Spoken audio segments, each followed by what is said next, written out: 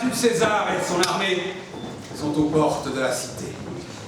Après avoir conquis la Gaule et avant de s'en aller franchir le Rubicon, il a choisi Genève comme site de ravitaillement pour ses troupes. Dès lors, deux choix s'offrent à nous aujourd'hui, le protectorat de Rome ou l'anéantissement pur et simple de notre civilisation.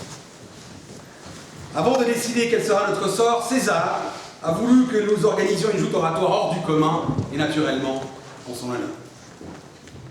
Ancien organisateur des Jeux du cirque, il est particulièrement friand de ce genre d'exercice, surtout lorsqu'il est cruel, voire abominable. Celui qui causera notre perte ou fera notre gloire de la démonstration que Genève, aujourd'hui, est une cité où ses habitants cultivent le goût du jeu, ont le sens de l'humour et savent faire preuve d'autodérision. Où la culture est au centre absolu des préoccupations. L'éloquence n'est pas une aptitude, mais une profession de foi. Enfin, où l'esprit d'ouverture et le respect des cultures venues d'ailleurs est le moteur de son économie. Bref, une ville dont Rome ne peut se passer et qui, par conséquent, mérite d'être sauvée. Peuple de Berrier, prouvons à 6 fous de Romains que notre République est un modèle dont Rome doit s'inspirer, que notre liberté d'expression est inégalable, que notre ouverture sur le monde est sans précédent dans l'histoire. Bon, j'avoue que c'est pas vraiment gagné d'avance. Le goût du jeu, l'autodérision, c'est pas vraiment une coutume locale. Humour et banquier genevois. Maîtrise de la langue et politicien, je le vois. La culture, vu le niveau d'enseignement. Éloquence et Eric Stauffer. Ouverture et Eric Stauffer. Bref, sumus in nigro cacas, on est dans une... Alors, peuple de Berrier, prépare-toi. Car voici Gaius Julius César.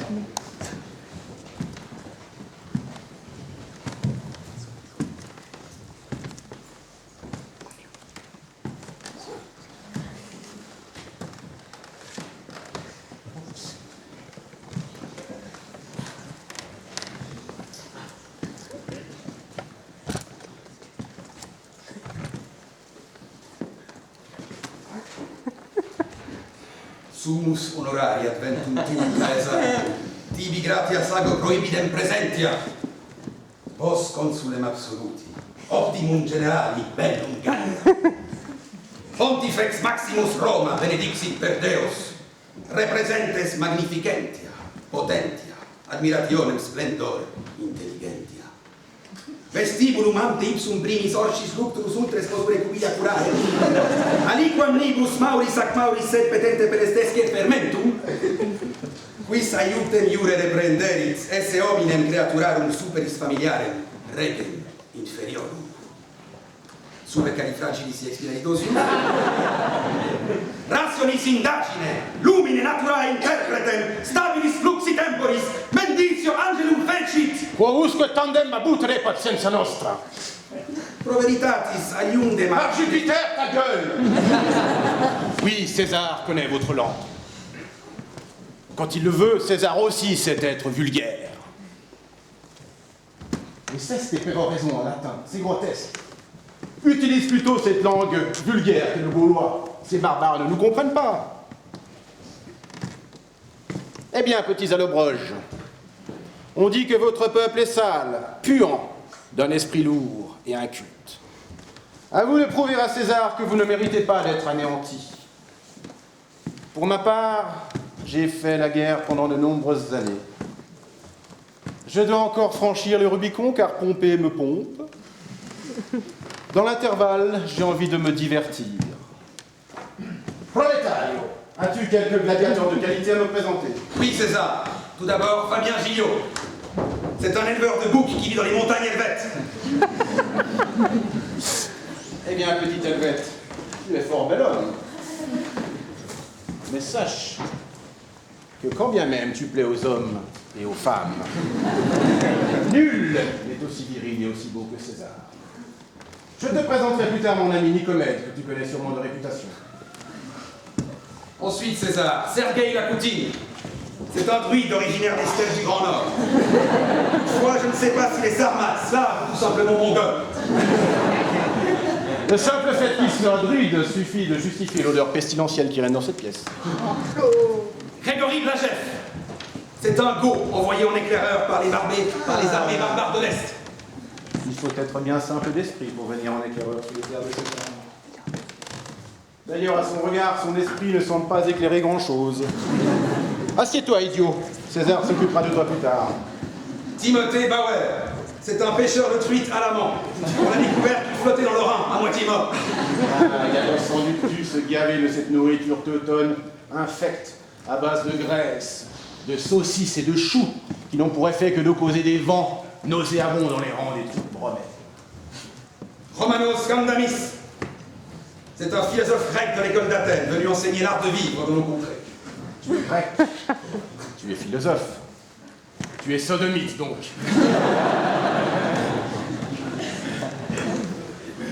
David Ternand. C'est un esclave ibère, enfin, un avocat stagiaire espagnol.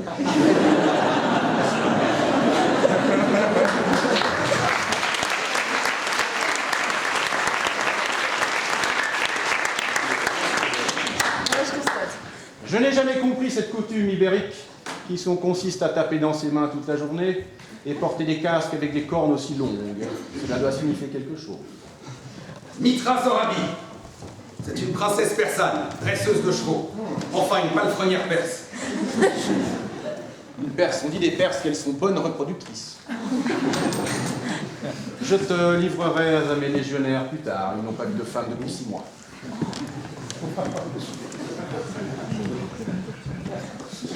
Qui sont ces deux qui rigolent? Ce sont Mathieu I et Martin Reynaud.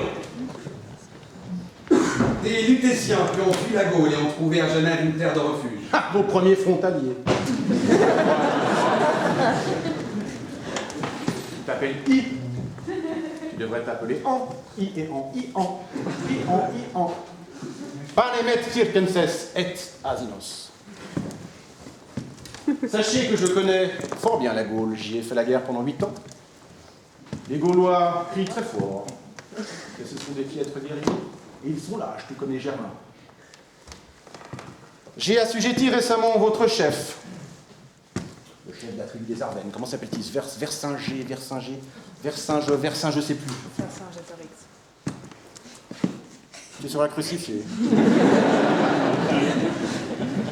Ah, mon Dieu. Le pauvre, à titre de reddition, il m'a baisé les pieds, nu, en pleurant comme une fillette. C'est Gaulois. Et ça n'est rien. Les Gaulois passent leur temps à manger et à boire. À tel point que si l'Empire était un homme, la tête et les bras seraient à Rome, et les intestins et le foramen ani seraient à Lutèce. Quant à toi, je te connais. Prolétario Pierlux Deni. Tu es un exilé de Rome. Et c'est pour ça que je te fais confiance pour organiser ce petit spectacle. Mais sache que si César devait décider d'anéantir cette ville, tu serais le premier à finir aux arènes avec les lions. César, ceux qui vont mourir te saluent. Eh bien, soit que le sol de cette pièce rougisse du sang des vaincus. Va Evictis.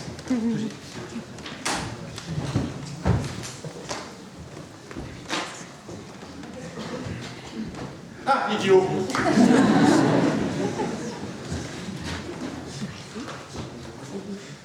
Peuple de Verrier, patriciens, plébéiens, monsieur le premier secrétaire, chers invités, imperator, Go, Visigo, Ostrogo, Mélanie, Sénat, Soso. Sosoé, pardon. Soso, c'était pour les rimes, mais ça fois. J'ai l'honneur de vous présenter Mélanie, Sénat, Sosoé.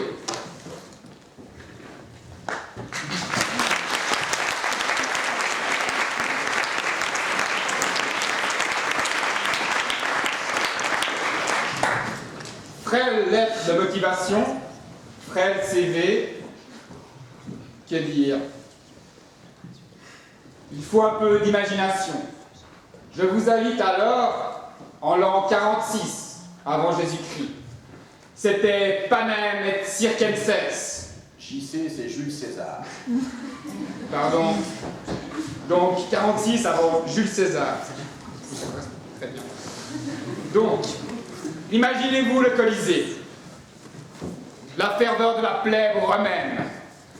Embrasant de ses cris le Coliséum, roulant, tourbillonnant, descendant les gradins, et soudain s'évanouissant dans un éclair.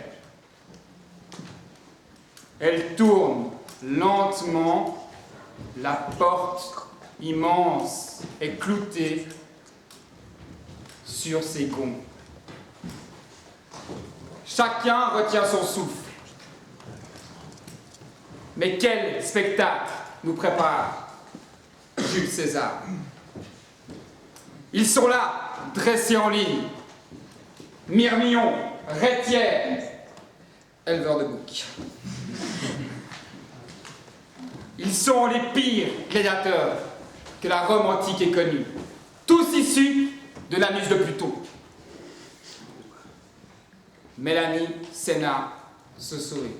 Elle se tient fière, droite, dans son armure étincelante, belle, les cheveux de Cérès.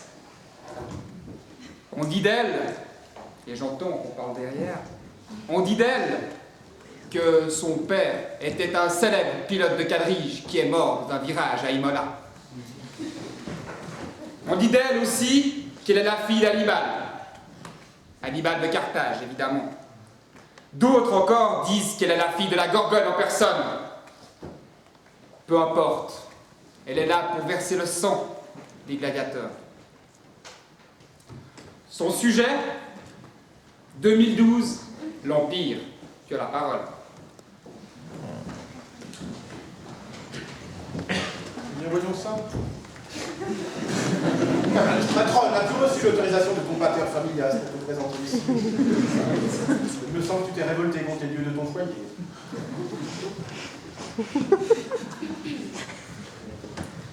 L'autre jour, l'année 2012 est venue me voir. Elle semblait en avoir marre qu'on refuse de lui conférer le statut d'empire. Je lui ai donc fait la promesse de convaincre le monde que ce qualificatif lui était bel et bien destiné. 2012 n'étant qu'une époque, qu'une année comme une autre, qu'une ère éphémère comme toutes celles qui l'ont précédée, vous me demanderez, dans quelle mesure mériterait-elle cette appellation? Je m'en vais vous le dire immédiatement, après avoir défini le concept d'empire. Qu'est-ce qu'un empire? Qu'est-ce que cela implique d'en être un? Vous me demanderez. Je vous répondrai qu'il est vrai que le terme est tombé en désuétude et qu'une définition tout à fait objective serait assez difficile à établir. Mais que nous avons connu des empires. L'Empire ottoman qui, lui, par des batailles comme celle du Champ de Merle, comme celle de Constantinople, a mis fin à d'autres civilisations pour étendre la sienne. Des empires coloniaux qui étendirent leur pouvoir et assujettirent des populations jusqu'aux confins de la terre. Des empires tentant d'étendre leur pouvoir au-delà de toute frontière. Qu'il est vrai que d'apposer des exemples bout à bout de la sorte n'est peut-être pas la meilleure stratégie de définition. Mais peut-être cela nous permet-il d'isoler une idée importante. Rien ne vous vient à l'esprit? Oui, la conquête. Cette avidité de pouvoir, de puissance, l'Empire en suppose toujours une conquête. La conquête n'est pas une caractéristique parmi d'autres. Elle est l'essence même de notre question. Qu'est-ce qu'un empire, vous me demandez? Eh bien, il n'y a pas de réponse objective. Et pourtant, j'en aurais une. Sans conquête, il n'y a pas d'empire. Pas d'empire sans conquête, donc. Regardez 2012 sous toutes ses coutures, vous n'y verrez nulle part, ne serait-ce qu'une parcelle de son vêtement qui n'est pas imprégnée par cette avidité, cette soif d'en avoir toujours plus. L'année 2012 est à la fois empire et impératrice. Empire, car elle nous contient. Elle est le temps qui passe, quelque chose d'irréfutable, d'inévitable. Nous sommes soumis à ses furies, à ses colères, à ses caprices. Impératrice, car elle nous impose de vivre avec son contenu, de suivre le troupeau. Car sournoisement, Elle amène avec elle ce qui semblait avoir commencé comme une innocente brise, une bouffée insignifiante d'indépendance, de tolérance, d'individualisme, et que nous avons laissé souffler sur nos vies sans trop d'inquiétude. Je disais sournoisement, car l'impératrice a transformé cette bise d'égoïsme au ton glacial et froid, qui déjà, avant le début de son règne, ne signifiait rien de bon, en une violente bourrasque, emportant toute humanité. Elle a transformé notre société en un tourbillon inextricable de compromis inhumains et inévitables. Elle a transformé notre société en société libre. Vous ne savez sûrement pas où je veux en venir. Je vous explique. Ce qui nous importe, c'est l'idée de domination, de conquête. C'est son parfum qui vous domine. Il fait que vos accomplissements ne sont pas suffisants en eux-mêmes. Ce qui vous importe, c'est le regard des autres, à tout prix. Ce qui vous importe, c'est de soutenir son regard à elle. Ce qui vous importe, ce n'est pas de trouver la paix avec vous-même et avec vos agissements. C'est de lui montrer à elle que vous êtes dans son aile, même si d'autres doivent en souffrir. Ce parfum si intrigant, qui accompagne l'impératrice partout où elle va, a des notes subtiles.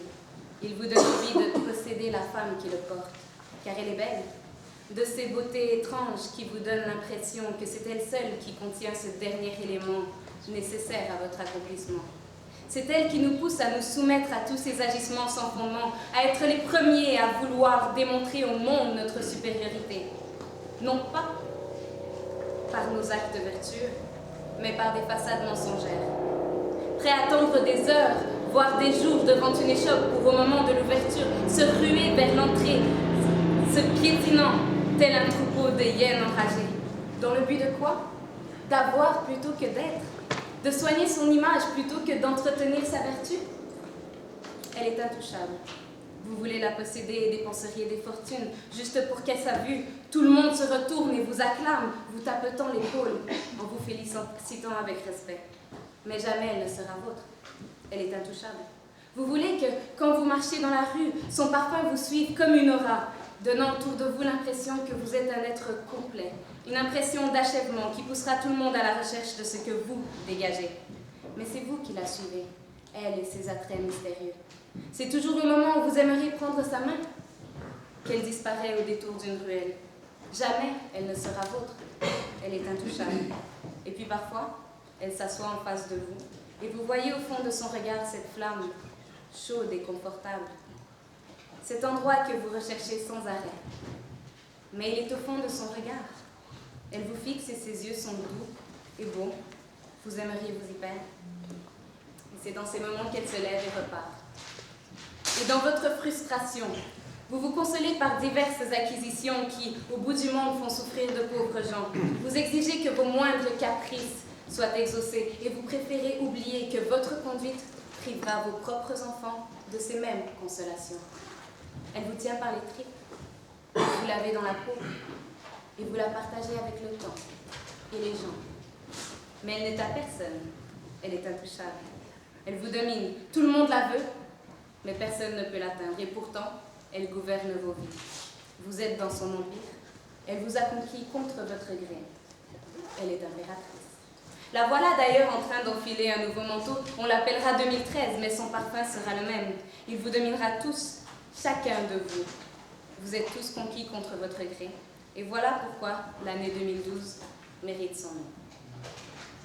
Mais attention, comme la mauvaise foi a toujours été de mise dans cet événement, et que certaines personnes dont je ne citerai pas le nom ont d'emblée décidé de rejeter ma défense en bloc, d'analyser avec un malin plaisir chacun de mes arguments pour optimiser la surface d'attaque et en réduire leur sens à néant, de discréditer mes dires au point de me donner à moi et au peuple berrier tout entier l'impression que je ne suis qu'un triste clown ayant perdu tout sens de la raison, qui diront même, pour intensifier cette impression, et je sais qu'il est triste d'en arriver là, qu'ils iront même jusqu'à se moquer non seulement de mon discours, mais probablement de ma manière de parler, de mon vêtement. Comme tout cela est vrai, et que vous, peuple berrier, avez déjà eu maintes et maintes fois l'occasion d'assister à ce triste spectacle où des hommes à l'apparence sensée, intelligents, éduqués, doivent dans leur recherche désespérée de détruire une jeune personne ambitieuse et innocente, doivent, déboussolés par leur manque d'idées, leur pauvreté d'esprit, recourir à ce genre de bassesse. Comme tout cela est vrai comme le Berrier, je me permets de leur alléger la tâche.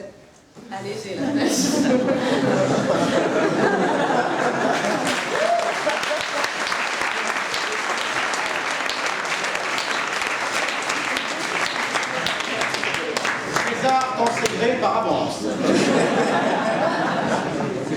Comme tout cela est vrai, peuple Berrier, je me permets de leur alléger la tâche. Je me permets de changer drastiquement ma stratégie de défense. Je disais que 2012 était un empire. Eh bien non, d'accord, elle n'en est pas un. C'est du délire. Je plaide la démence.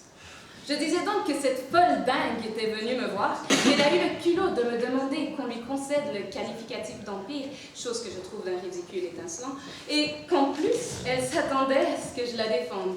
Aberrant, n'est-ce pas? Le pire dans tout ça, c'est que dans un élan d'excentricité ambitieuse, j'ai accepté. J'avoue ne pas pouvoir contredire ceux qui pensent que pour son audace seule, elle devrait se faire enfermer. Mais regardez-la, la pauvre. Il est bien clair qu'elle est perdue. Elle ne sait pas ce qu'elle dit, elle ne sait pas ce qu'elle veut. La pauvre, l'inconsciente, clairement irresponsable. Vous ne pouvez pas la punir pour son effronterie, je plaide la démence. Si jeter un coup d'œil à cette déséquilibrée ne vous suffit pas, je me ferai un plaisir de vous exposer l'incohérence psychologique du personnage. Demandez un statut d'empire déjà. Un peu dingo comme requête, non?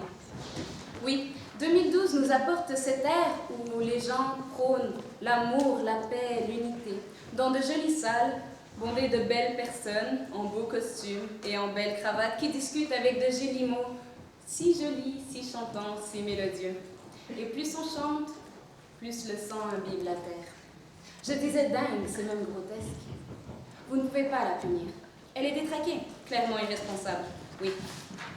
2012 nous apporte aussi tous ces grands principes démocratiques ou religieux qui nous semblent ridiculement évidents. Évidents comme les pigeons de Venise. Tu ne tueras point, tuer une âme est comparable à tuer le monde. Ici nous avons le pigeon évident, le pigeon de devant la cathédrale, le pigeon. Mais lorsqu'il s'agit de situations horribles où des populations entières se font décimer par des milices de gouvernement ou autres, que règne un chaos total, là, on n'agit pas. Non, c'est à ce moment qu'on s'installe confortablement dans de belles chaises sculptées à la main pour discuter de la qualification du conflit. Est-ce une guerre civile? Est-ce que toutes ces femmes et tous ces enfants sont morts parce qu'ils étaient des terroristes? C'est à voir. Buvons du thé. Le thé hydrate le cerveau. Il nous permet de mieux philosopher sur la question. Là, non, il n'y a plus d'évidence, il n'y a plus de pigeons. Vous vous êtes détourné une seconde, et tout d'un coup, un cortège d'ours polaires rentre, dansant en compagnie de leur ami girafe, devant la cathédrale de Venise. 2012 ne tourne pas haut. Les ours polaires, les girafes devant la cathédrale de Venise. Ça n'a aucun sens, totalement absurde. Je vous le disais, elle est clairement irresponsable. D'ailleurs, voici une autre preuve de son caractère débridé. Parlons de ce principe irréfutable, qui a été confirmé par les plus grands sages aux barbes les plus longues et les plus blanches que la terre n'ait jamais portées. Le savoir qui amène la lumière. Le savoir qu'il soit spirituel ou académique. Comprenons-nous bien. La lumière, c'est ce qui nous sort de l'obscurité. C'est ce qui nous permet de repenser à nos actions avant d'aller déchiqueter notre voisin, car nous convoitons sa femme ou ses avoirs.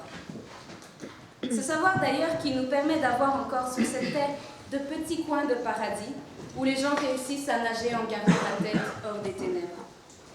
Mais 2012, dans un de ces délires extravagants, nous a fait songer qu'en temps de crise, économiser sur l'éducation était une idée brillante. C'est énorme quand même.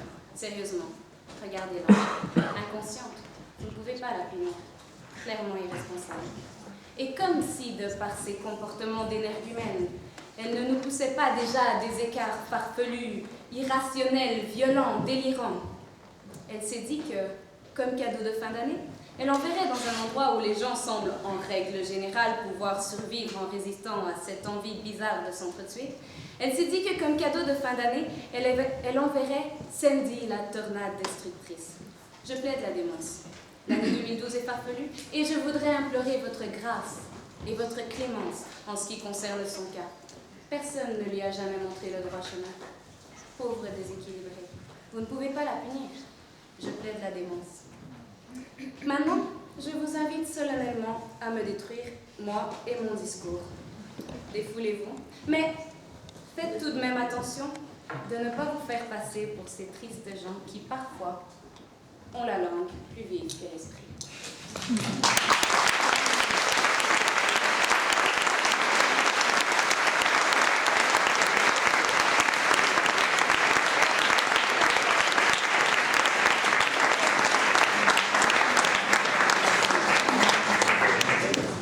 Eh bien, je pense qu'Apollon t'a frappé de la maladie de l'esprit, n'est-ce pas? Tu es bien courageuse.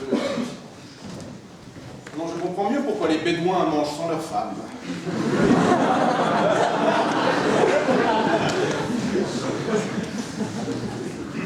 Ensuite, autre chose? Avec César. Oui, oui, oui. Alors, Madame Sosoé, votre discours n'était pas mauvais. Il était bien pire. Ah ouais, c'est bien. Alors, il y a plusieurs façons d'être mauvais dans un discours. Mais vraiment, vous, ce soir, je crois que vous avez vraiment choisi la pire. Alors, vous ne voulez pas qu'on fasse une critique sur votre personne, donc on va faire des critiques sur votre discours. Et donc, on va prendre les 5 parties de l'art de la rhétorique selon Quintilien. Donc, voilà la petite parenthèse, César. Quintilien, vous ne le connaissez pas, il naîtra C'est un chien. Donc, première partie du discours, l'exemple. C'est-à-dire la phase d'ouverture du discours. C'est là où vous pouvez faire l'exposé de la thèse ou de la question que vous allez traiter dans le discours. Et vous me commencez par une phrase qui dit « L'autre jour, l'année 2012, est venu me voir. Et j'ai trouvé qu'elle portait bien son nom. » Donc effectivement, là, mon introduction, c'était magistral. Donc vous voyez, dès le début, vous étiez parti de manière très mauvaise. C'était très mauvaise dès le début. Ensuite, la deuxième partie, c'est la narration. La narration, c'est finalement, il nécessite d'avoir de la clarté, de la brièveté et quelque part aussi de la crédibilité. Alors moi, j'ai noté 2-3 choses pendant que vous parliez. Vous disiez l'Empire 2012 est à la fois empire et impératrice. Non mais voilà. L'impératrice a transformé cette bise glaciale et très froide, donc je vous laisse faire la nuance entre glaciale et très froide, en une violente bourrasque. Helvète Ergot. Et en un tourbillon inexplicable. Bon, alors en point de vue crédibilité et brièveté, vous pouvez faire mieux. Ensuite, elle est intouchable. Vous voulez dépenser des fortunes, vous voulez qu'elle soit vôtre, et puis, pour être sûr qu'on n'ait pas bien compris, vous dites, elle est intouchable. Et plus tard, vous pensez qu'elle est vôtre? Non, elle est intouchable. Vous avez tous compris? Voilà. Oui, quand on parle de crédibilité et narration, il manquait beaucoup de choses. Voilà, donc la lumière, c'est ce qui nous sort de l'obscurité. Bon, bref, vous avez compris. Mais le pire, c'est quand le pire commence à s'empirer. Parce que vous voyez, on est là, on est... Vous êtes fort de cela. On se dit, voilà, on va quand même essayer de trouver le meilleur dans le pire. Mais non, non, vous continuez. Et dans les 3e phases et 4e phases, c'est-à-dire la confirmation et puis la réfutation, vous n'avez pas fait le regroupement des arguments, vous n'avez pas essayé de réfuter, vous avez une contre-preuve. Moi, j'ai rien de tout ça. Et alors, on s'est dit, bon, mais c'est un choix. Vous avez eu raison, dites-moi si je suis mauvaise ce soir.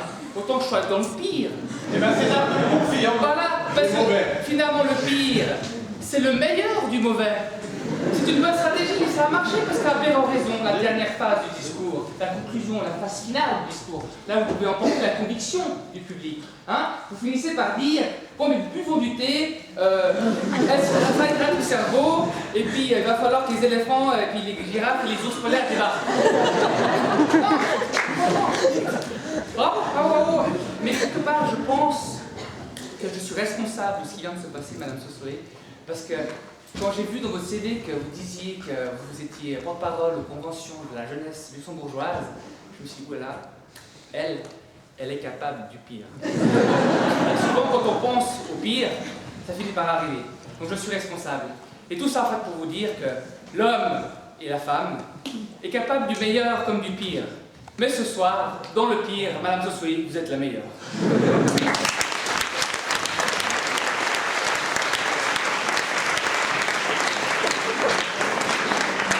À toi, druide.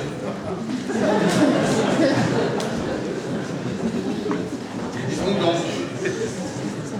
Cher César, ça fait plaisir de te voir ici. Et oui, je tutoie César, hein, je tutoie même celui qui se prend parfois pour le César chez nous, c'est le premier secrétaire. C'est normal. Il est drôle en plus. Je me réjouis de la suite. Ça fait longtemps qu'on t'a pas vu ici à Genève d'ailleurs. La dernière fois c'était en 58 avant JC, je crois. Je t'explique après qui c'est. C'est pas César, c'est Jésus-Christ. Je t'explique après. C'est compliqué. Oui, focus-toi sur la candidate. C'est le but de ton travail. Je te rassure. Bien sûr, t'inquiète pas, hein, Julien. Je m'inquiète simplement pour toi parce que c'est un long voyage et puis j'espère que ça se passe bien pour toi. Agnès, pour mes prétoriens qui s'amuseront avec toi plus tard. Ça tu dire ici, c'était pas facile. Hein. C'était pas facile pour nous non plus. Mélanie, je peux te dire que c'était mauvais. Hein. C'était très mauvais même. J'ai essayé de t'écouter attentivement, je te jure. Hein. Mais je décrochais après quand tu as commencé à parler des clowns, des ours polaires, des girafes, des pigeons. Et je commençais à réfléchir, mais finalement, pourquoi es-tu venu ici? Quel est le but? Pour moi, je décide pas de Tout est possible. Hein. Après, j'ai commencé à réfléchir, est-ce que tu avais une chance de réussir cet exercice final? Donc, tu aurais pu effectivement réussir cet exercice si déjà tu avais une petite maîtrise de l'oratoire. Bon, ce n'est pas le cas. Mais même si ce n'est pas ton cas, tu aurais quand même pu faire un petit show, un spectacle. Tu aurais aussi pu louer un costume au théâtre de Carouge à 280 francs. C'est ça, c'est sympa. Bon, j'aime beaucoup ton costume, mais ce n'est pas le cas.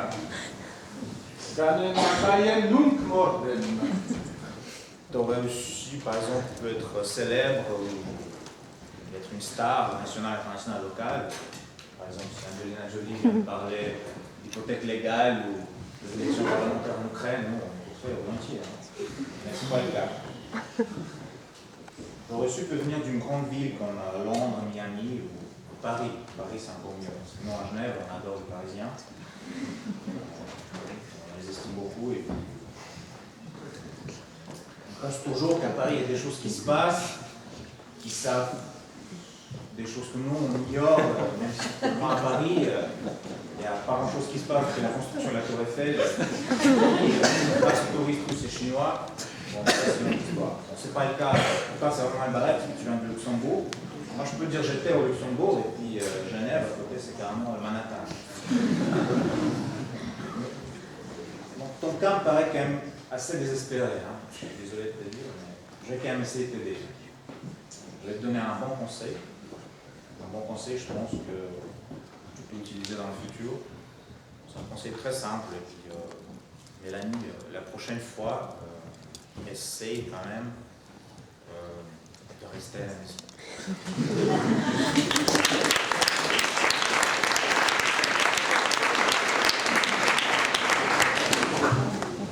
Je suis aussi dans le conseil. Le nouveau idiot. Et ouais. Chère Mélanie, j'avais tout mis en scène, je t'avais mis sur un piédestal, qui était brillant, des cheveux de cerette, etc. J'avais tant d'espoir, je suis très déçu. Pour le coup, Genève a été rasé, Jules César est passé, il ne reste plus rien, tous prisonniers, c'est l'enfer.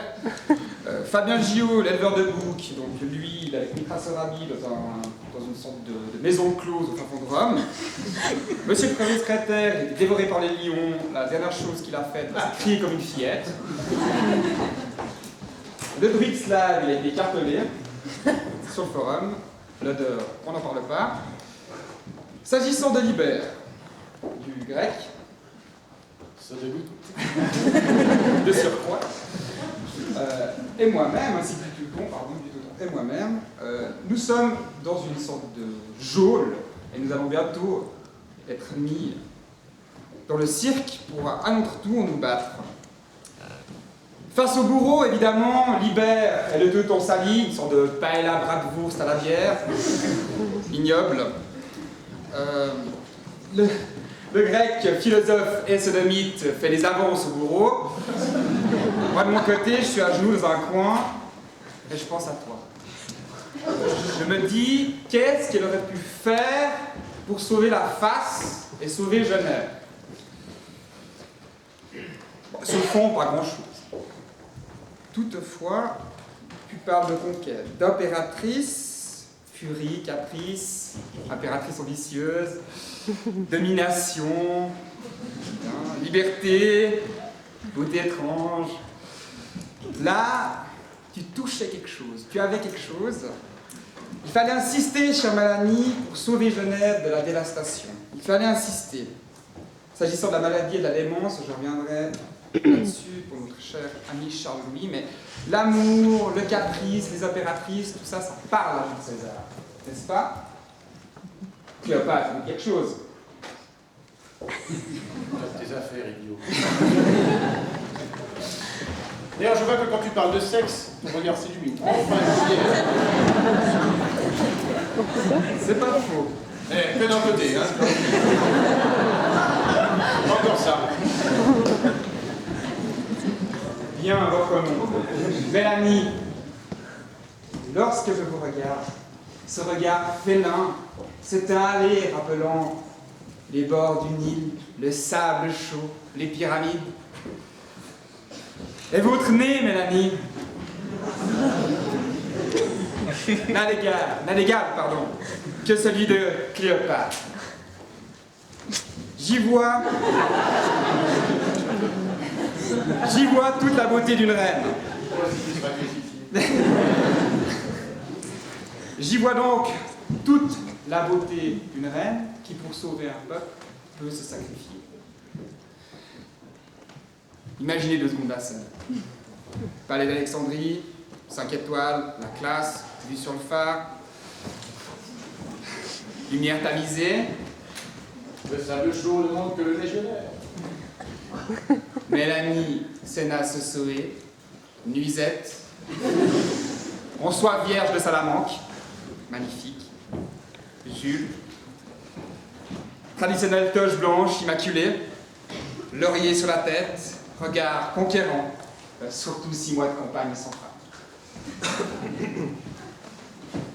Mélanie dans une position lascive, lui susurrant à l'oreille, viens mon Julon. Tu t'égares, Nabo. Tu t'égares. Je vois bien que les gens de vitesse sont sensibles. Et ils doivent l'être, car à ce moment-là, Mélanie appuie sur son hippodus, play, et résonne dans nos oreilles la célèbre chanson de Claude François. Les sirènes du port d'Alexandrie. Vitesse est sensible. Jules est conquis et nous sommes donc sauvés. Je terminerai là-dessus. Si le nez de Cléopâtre avait été plus court, la face du monde aurait changé. Pour le monde, je ne sais pas. Pour ce qui est de l'éleveur de boucs, de Libère, du druide, c'est sûr. Et pour l'arrière-train, c'est certain. Alors, il est plutôt devant, il est passif. Hein. César connaît un rayon. Il fallait jouer sur la sensibilité, Cléopâtre. Merci.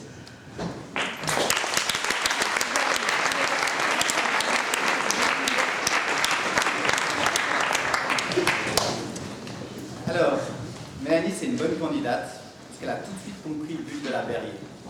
C'est une grande séance essai. Elle est venue pour se faire massacrer, et elle commence dès le début dans sa lettre. Donc j'ai eu l'occasion d'assister à une Berrier. J'avoue avoir été surprise par la bassesse de certaines axacs. Donc je suis motivé, ramassez-moi dans la joie et la communion. Ah, c'est incroyable. Comme si ça suffisait pas, elle a fait un magnifique lapsus, hein, alléchée par la tâche. Donc voilà, c'est clairement, elle était alléchée par l'idée de se faire massacrer. D'ailleurs, elle n'a même pas attendu, donc oui, bon, voilà, elle donne le bateau pour se battre. Hein. Dans sa lettre, elle dit, ouais, j'ai fait 2 fois ma première année, je suis sûr que vous n'allez pas manquer de le relever. Bah oui, bah, ce qu'on relève surtout, c'est que vous n'avez même pas voulu attendre la 2e année de cours de rhétorique pour venir ici vous faire massacrer, tellement vous étiez impatiente. Donc ça démontre une volonté de se mettre en avant, que par ailleurs vous critiquez dans votre discours, donc c'est super cohérent. Alors on commence par là. Après, vous nous provoquez, vous dites, j'espère que vous n'allez pas vous attaquer à mon genre et à mon apparence. Alors franchement, faire ça de nouveau, c'est tendre le bâton pour se battre, d'ailleurs vous l'avez répété dans votre discours. Donc, t'inquiète pas, on va te massacrer comme il le faut, et on commence par le genre. Donc, bon, bah, on peut sortir les choses habituelles qu'on lit dans tout l'art oratoire à Genève, Bonan, blablabla, la voix de la femme qui porte pas, hein, ça serait un petit peu simple. Moi, je vais m'attarder surtout sur le côté donneur de leçons, hein, ça c'est très féminin. On dirait une maîtresse d'école, alors il faut s'intéresser aux problèmes du monde, les caprices de l'apparence, c'est mal, personne ne réagit, passe aux bières. Non, c'est vraiment...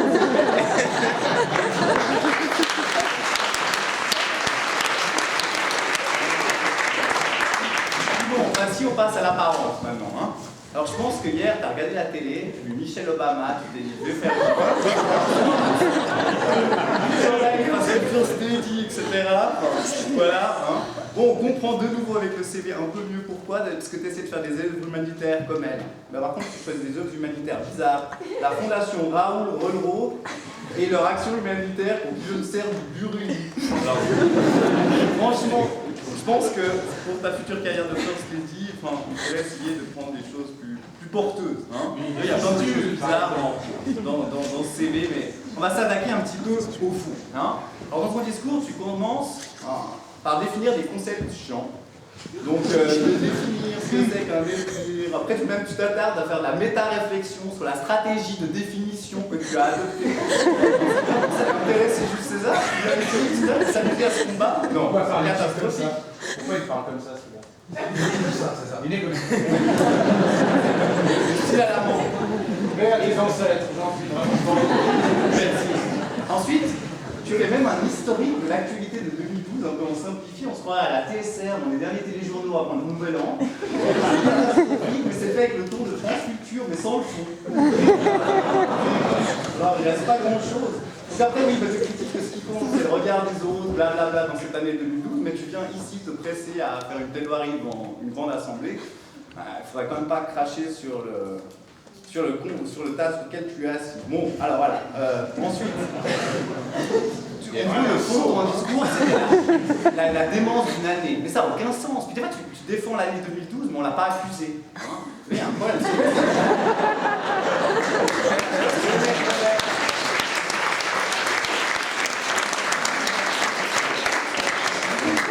Le proverbe qui répond à bon, ben là tu as coulé ton client, tu as fait un aveu, enfin à la fin de son discours on penserait plutôt que l'année 2012 c'est une catastrophe. Hein. Et voilà, donc bon après ça délire complètement, ça parle d'animaux de la ménagerie. Je te donnerai un dernier conseil, il ne faut pas fumer avant de... Merci.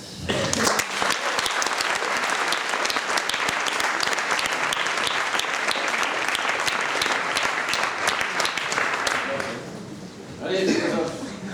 Mélanie, tu as dit que parfois la Berrier était triste. Elle l'est. Parfois. Et c'est à cause de discours comme le tien. Non pas que le surréalisme est triste, mais il le devient probablement quand ce n'est que la manifestation d'un délire. J'ai aussi relevé la même chose que Timothée Bauer, rabaissez-moi dans la joie